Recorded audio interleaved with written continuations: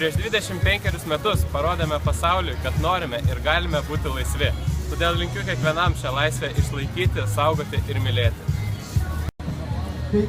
Su gimtadieniu Lietuva! Lietuva tai yra mes visi. Ir moksleivis, ir senjoras, ir dirbantis, ir augantis.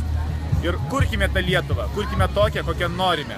Kurkime tokią, kokią įsivaizduojame, kokią siekime. Būkime optimistai ir viskas bus gerai. Su švente! Šitą žemę man likimas dovanojo, pilką dangų, sniego sodus ir pilis. Ji klevais raudonais rudenį liepsnoja,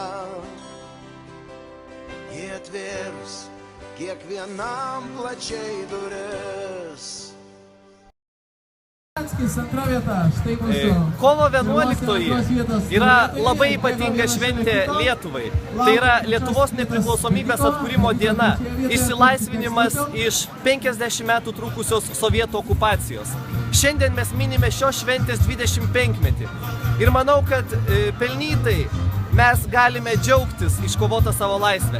Šiandien mes, Jonavos liberalus jaunimas ir Lietuvos Respublikos liberalų sąjūdžio Jonavos skyrius, nusprendėme visiems jonaviečiams įteikti po gražias gėlytes, taip įnešdami jiems laisvės simbolį į namus. Ir tikėkime, kad kiekvieno jų širdise užgims dar didesnis patriotizmas ir noras gyvinti ir skatinti lietuvybę visų mūsų tarpe.